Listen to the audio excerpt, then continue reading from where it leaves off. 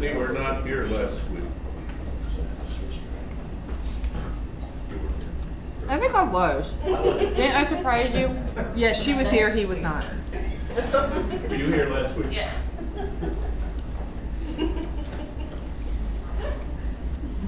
All right, we're in 2 Timothy 22 to 26. And it started out with flee the lust of youth. Word lust means, it's the Greek word epithumia, which means passionate desire or craving, leading to lack of self-control, and it can be positive or negative. You can take positive things and turn them into negative things by overdoing it. So, the desires, or if you're in a psychology book, the drives, call them drives. The desires or the lusts of the or desires of the eye, desires of the flesh, desire for acceptance, desire to achieve, desire for recognition and acknowledgement,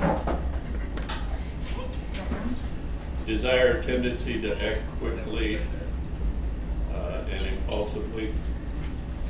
Especially in the youth, you don't think about it first, you just dive in head first, find out there's alligators in it. Desire to be creative or and have your creativity recognized.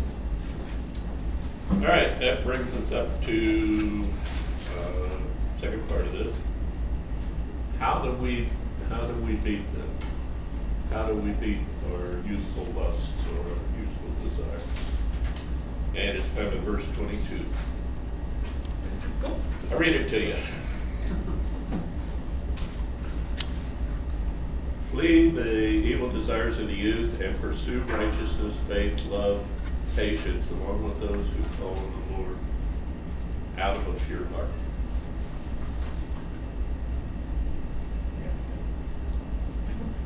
Okay, 3 things there. I'll read it to you again. Faith, love, and peace. Flee the evil desires of the youth and pursue righteousness, love, faith, love, and peace, along with those who call on the Lord out of a pure spirit.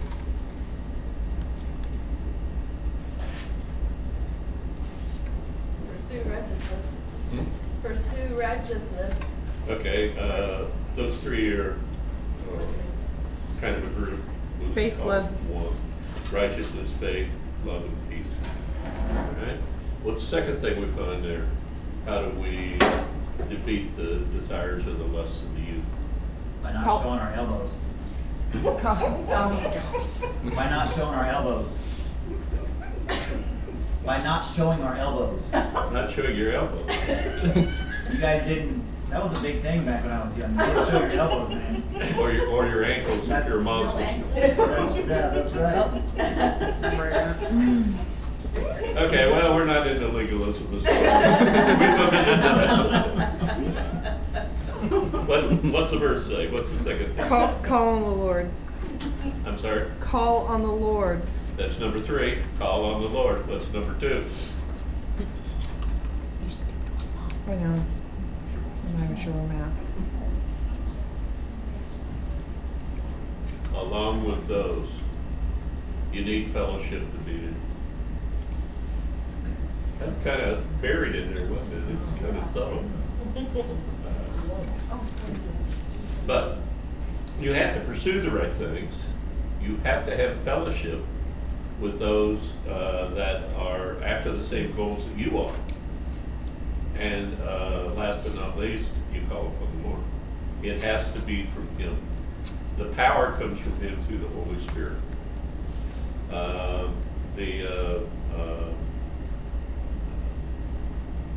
The pattern comes from Him. He has a plan for your life. He has a plan on how to fix you. Because when you first come into the fellowship, you're broke. Amen? Amen. Anybody think you wasn't broke when you came in? See me after class, we'll pray for a long You can't be in this class for 12 years and not know you were broke when you came in. Okay. All right. Still got some criticism. Verse 23, how do you defeat the lust of the youth? Avoid foolish and ignorant disputes. For people. I have that highlighted. Say it again. Avoid foolish and ignorant disputes. Okay. Watch your tongue. Because how often do we get into frivolous and dumb disputes? You ever find yourself discussing something and ask yourself, how did I get here? Oh, yeah. What brought me to this point? Well, you know, number one, if we hang around good fellowship, it will be a lot less likely we get into that. And number two, what happens if we get into a group of people that are not in our fellowship and you start to hang around with them? You're gonna be like them. Huh? You're gonna be like them. You're gonna be Gonna be like like, 'em. you know what It's they already are. clear, it just got worse every time. Set that off real quick, didn't you? Thank you for translating. Yeah. Have you ever heard the term missionary dating?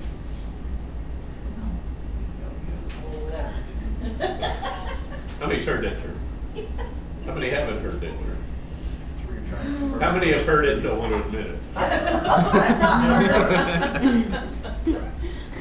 You know, how does that go? And it works the same with fellowship. You know, well, I'll date him, and I'm a Christian and he's not, but I'll change him. Oh, yeah, that never works. Uh-huh. And how does that usually work out? No. Usually doesn't.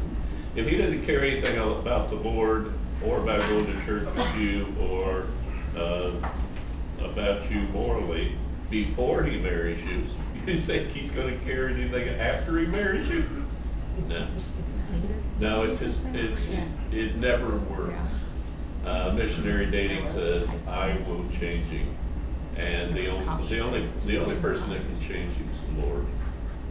And if he's not right before you date him, or if they're not right before you start fellowshipping with them, it's okay to witness to them. It's okay to invite them to church. It's okay to invite them to your fellowship and outnumber them. But it's not okay to be pulled in and drug away by their evil lust and desire. All right. Question? Verse 26, verse 24 to 26. What do you need to avoid?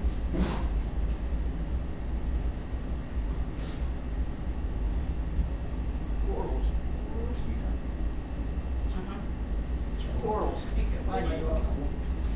Arguing, quarreling, and strife. Arguing, quarreling, and strife. Stay off Twitter.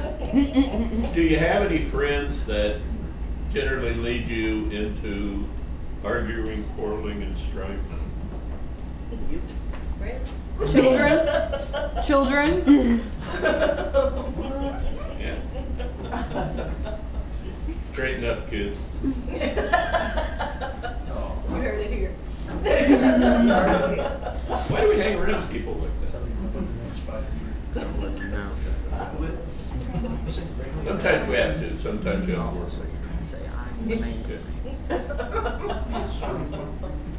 But I found out, I was working in Holland at a plumbing shop, and a guy came in, and his wife warned my boss that he was going, she knew me, and she knew that I was a pastor, and she said, my husband is going to make his life hell. And he tried. He tried. But we would start to discuss something, and I would state my opinion on it, like abortion. And then he would go off on some random tangent, and I would go back to welding. And I could hear him. He'd be going on. Well, aren't you gonna respond? I said, I'm here to work, I'm not here to deal with you. And I was going welding. And then he'd calm down and he'd try it again in a day or two, and he'd try it again in a day or two. Nothing infuriates him more if you don't respond. If you do respond, then you're pushing back, and what are they gonna do? They're gonna push back harder, and you're gonna get into this pushing contest. And the next thing you know, it's going to end up in arguing, quarreling, and strife. He left work on several days early because he was so mad at me because I wouldn't respond. I would, and one time he asked me, he said, why won't you respond to me? I said, I have made my statement. My statement is true. The truth doesn't require a whole lot of noise. And he thought about that for a second. He turned around. He was quiet for about a week. But then he came back. If you have to hang around with people like that, state the truth. State it as truthfully as you possibly can, and let it go. Because the truth does not need to be defended. The truth can stand on its own. And most of the time, people are making all that excess noise and continuing on with the argument. Most of the time, I think they're trying to convince themselves, or they're trying to get you to agree with them. And if they can't get that done, then their goal is defeated. If I argue with them beyond just stating the truth, then I just magnify the situation. State the truth, it'll stand on its own. Go on about your business. All right, chapter 3. Somebody read 1 through 9.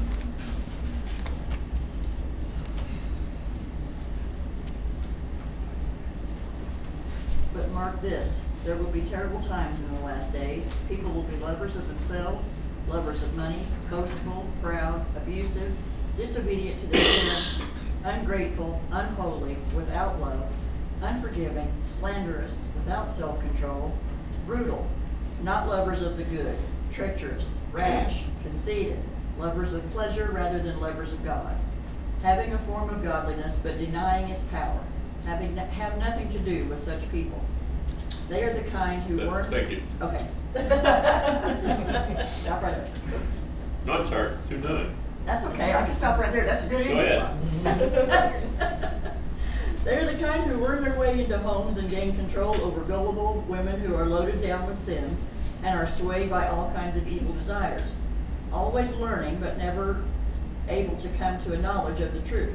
Just as Jannes and Jambres opposed Moses, so also these teachers oppose the truth.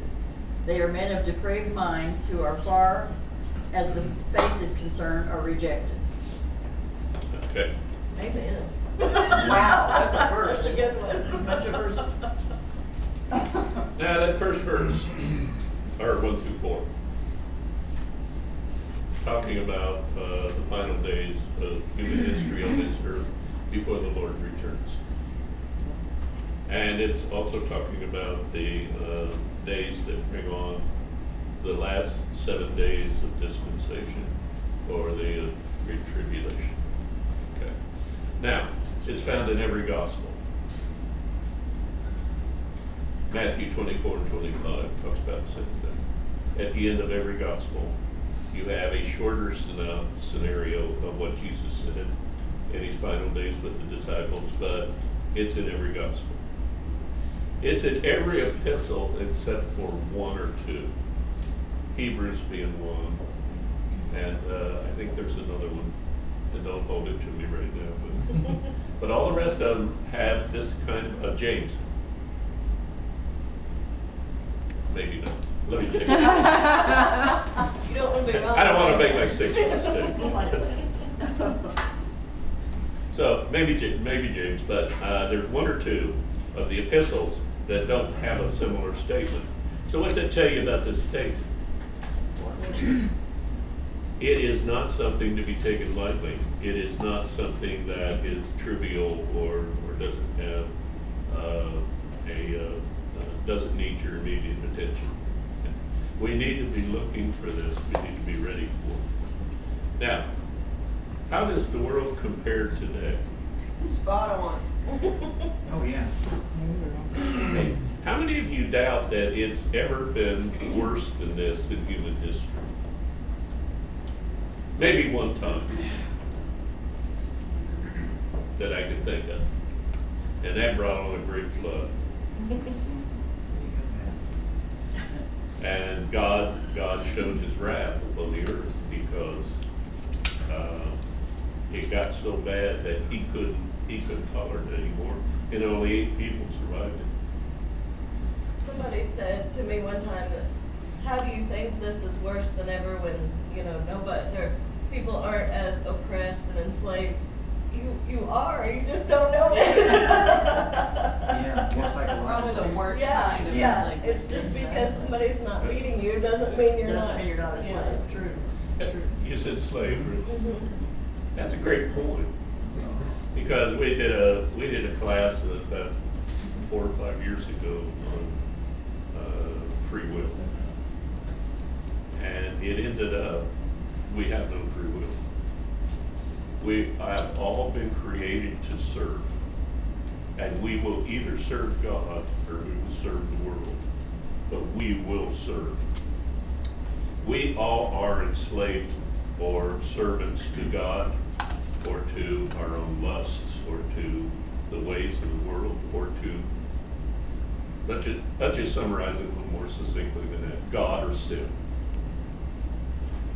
And either way, we're not going to walk down the middle of the highway. We're going to serve either one of them, and we're going to serve them well. That's what we were created to do.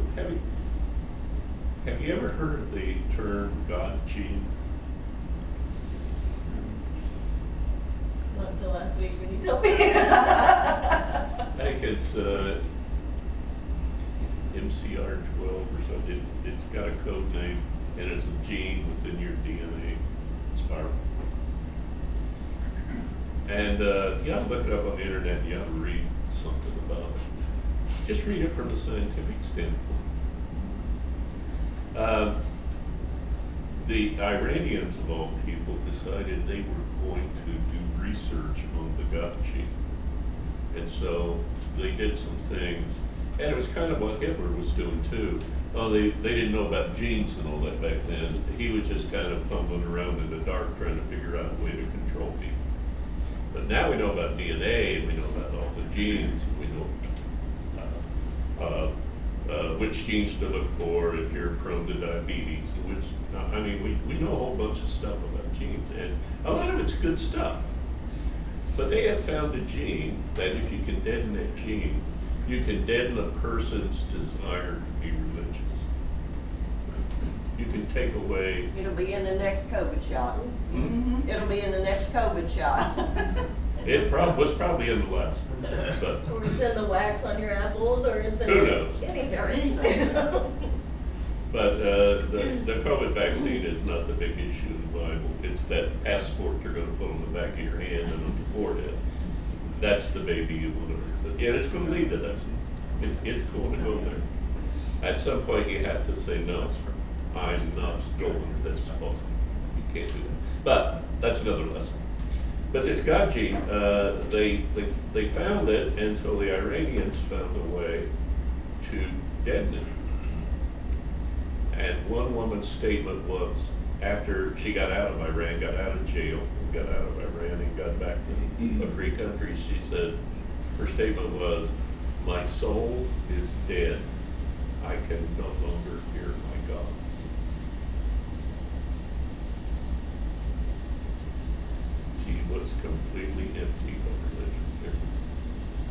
That gene was in there as a homing signal to pull us to the cross. That was part of God's creation. Everyone is seeking for truth. Everyone is seeking for what is the answer. What's the answer to my finances? What's the answer to my happiness? What's the answer to what happens after I die? Everybody has that desire to find out what the answer is. And the people that they experimented on made similar statements, but I remember that one woman, they gave her name and cited her statement. My soul is dead. I can no longer hear my Lord. So there's a lot of that going on today. Daniel said in the final days there will be a huge explosion of knowledge, and then the end will come. Well, think about where we've come in my lifetime. When I was born, we didn't have TV. We just had radio. When I was born, there weren't any microwaves. How did we live? When I was born, well, nobody wants a car that was made when I was born. Except for the Model T, maybe.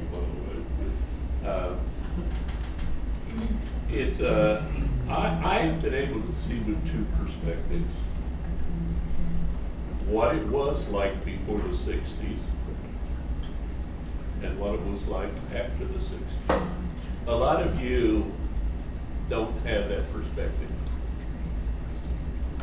A lot of you don't have that comparison that you can make. For some of you, it's always been the same since you've been born. I mean, you're only 20 years old. I'm pre-internet. I'm pre-internet. I'm pre-electronic typewriter. I might be pre-typewriter. I'm not sure. I'll have to look up the date that I remember when I would go to school, when I would go to the library to do my report, we weren't hoping to get a computer. We were hoping to get an electronic typewriter because we had to do the report on a manual, and we didn't. And Jessica's sitting there looking at me like, how old are you? Little Jess. Well, I didn't know Noah, but I knew somebody was trouble.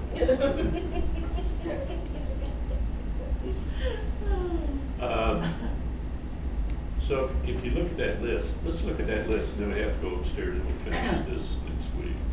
Listen to this and compare it to what you're seeing in the world today. Terrible times in the last days.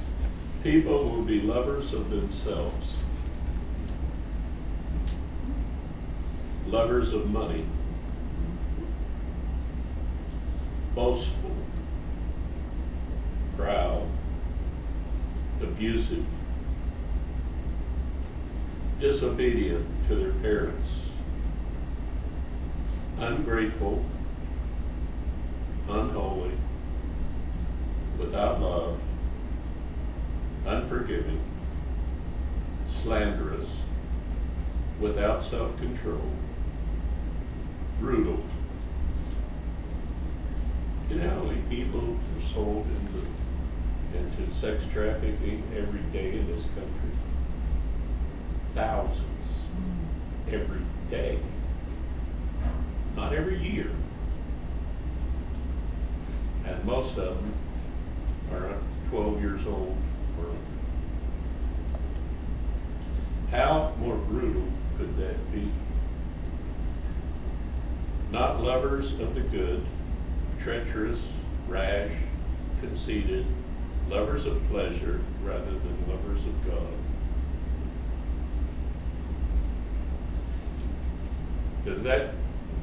How close does that come to describing the world we live in today in a Christian nation?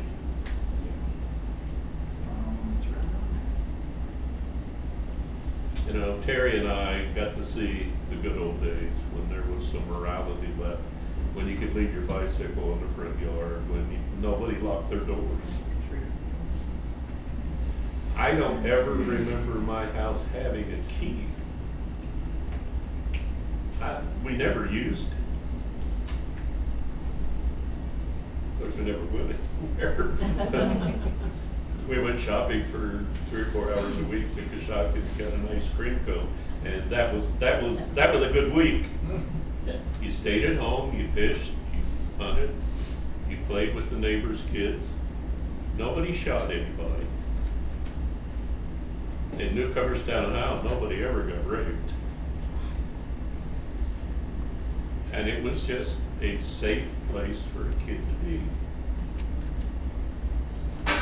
When I take my grandkids to the mall or to Cabela's in Indianapolis, they have to be within arm's reach of the cart. And they could never be out of my sight. And When I was in preteen, 11, 12, our parents would take us to the mall, drop us off. We'd cruise the mall all day long. They'd pick us up in the evening. And that was just a normal thing. my wife and I took a train ride out of Indianapolis one time, and we dropped them off at the Union Station there with all those shops and everything. Gave them some money, went on a trade ride, came back, met up with them, went home. I wouldn't do that today for all the money on earth. You can't. It's so dangerous down there by that station. I'm sure. I'm sorry, what? I said it's so dangerous it's rough down there. Oh, yeah. Down by Union Station. And it used to be the cultural part of town. Yeah. Used to, you could go down there, park, walk around all evening, go to the spaghetti factory, do all kinds of things. Yeah. Not me, I'm not going down there anymore, and I'm armed most of the time. Okay, we will pick up there next week.